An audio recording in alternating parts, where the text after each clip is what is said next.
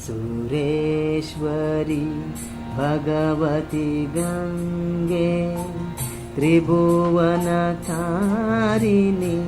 तरल तरंगे शंकर मौली विहारिणी विमले मम मतिराष्टं तव पदकमले भागीरथी सुखदायिनी माता तव जलमहिमा निगमे ख्यातः नाहं जाने तवामहि मानं महि कृपामयि मम ज्ञानम्।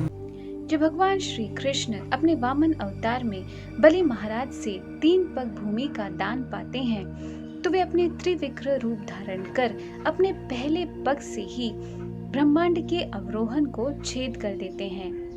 वामन देव के अंगूठों के नखों से किया हुआ छेद के कारण विरजा नदी ब्रह्मांड को चीरती हुई नीचे बहने लगती है। उस समय ब्रह्मलोक में स्थित ब्रह्मा जी तुरंत ही विरजा नदी को अपने कमंडलों में धारण कर लेते हैं। फिर आगे बढ़कर जब विरजा नदी ध्रुव लोक पहुंचती है तो गंगा देवी के नाम से जानी जाती है। इस तरह वामन देव की कृपा कटाक्ष से गंगा देवी ब्रह्मांड में अवतरित होती है। परंतु इस धराशय में उनका प्राकट्य किस तरह से हुआ, इसके पीछे एक अनोखी कहानी है। एक बार सूर्यवंश के महाराज सगर अश्वमेध करने का संकल्प करते हैं। इसी कारण वे अपने अश्व को पूरी पृथ्वी का भ्रमण करने भेजते हैं। इस समय इंद्रपद की सुरक्षा करने के लिए इंद्रदेव उस अश्व को कपिल मुनि के आश्रम में बांध देते हैं। सगर का 60,000 पुत्र उस अश्व को ढूंढते हुए कपिल मुनि के आश्रम में पहुंचते हैं। गलतफहमी का शिकार बन वे कपिल मुनि पर आक्रमण करने लगते हैं। क्रोधित होकर कपिल मुनि सगर के 60,000 पुत्रों को भस्म कर देते हैं। सगर का दूसरा पुत्र अंशुमान अपने भाइयों को ढूंढता हुआ कपिल मुनि के आश्रम में पहुंचता है। अपने भाइयों की अवस्था को देख वे कपिल मुनि से अनुरोध करते हैं कि वे उनकी अस्थियों का उद्धार कैसे कर सकते हैं। उस समय कपिल मुनि कहते हैं कि विरजा नदी जो स्वयं गंगा देवी है, जब उनका जल इनकी अस्थियों को स्पर्श करेगा तब जाकर इनका उद्धार हो सकेगा।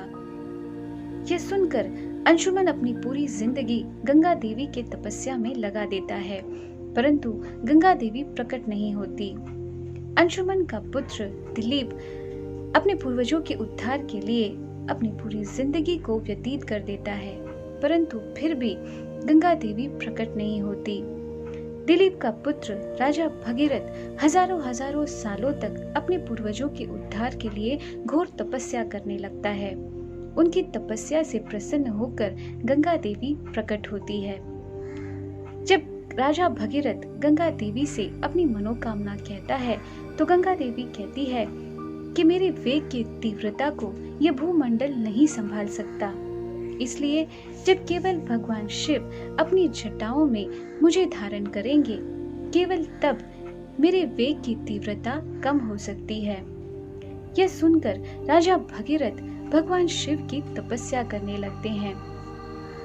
तपस्या से प्रसन्न होकर जब भगवान शिव भगीरथ की मनोकामना सुनते हैं तो बड़े ही प्रसन्न होकर कहते हैं कि मेरे नारायण का चरणामृत मैं अपने शीश में धारण करने का मुझे सुअवसर मिला है, मैं इसे कैसे खो दूं।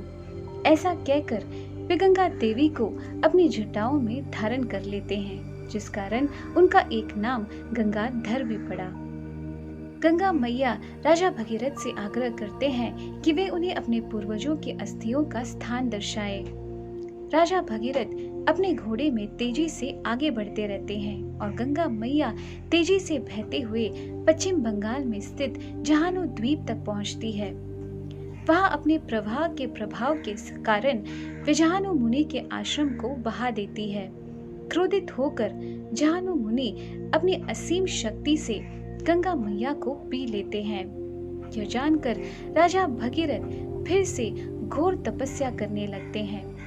राजा भगीरथ की तपस्या से प्रसन्न होकर जहानु मुनि अपने कानों से गंगा देवी को मुक्त कर देते हैं और इसी कारण गंगा देवी का एक नाम जानवी पड़ा। ये कहानी हमें यह सिखाती है कि निस्वार्थ भाव से सच्चे मन, लगन और एक लक्ष्य के साथ किया गया कार्य भगवान की कृपा को आकर्षित करता है और हम हर बाधाओं को तोड़कर सफल हो पाते हैं। श्रीमद् भागवतम में कुंती महारानी यही प्रार्थना करती है कि जैसे गंगा बिना रुके समुद्र से मिलने के लिए आतुर रहती है, वैसे ही मेरी चेतना आपके चरण कमलों की भक्ति के लिए सदा बहती रहे, यही मेरी एकमात्र कामना है। इस तरह राजा भगीरथ के प्रयत्नों के वजह से गंगा मैया इस भूमंडल में अवतरित हुई, इसलिए उनका एक नाम भागीरथी भी पड़ा। इस तरह युगों युगों से गंगा मैया हमारी भक्ति लता बीज का पोषण और संरक्षण करती आ रही है। वे निरंतर बाहरी और अंदरूनी रूप से हमारा शुद्धिकरण कर रही है।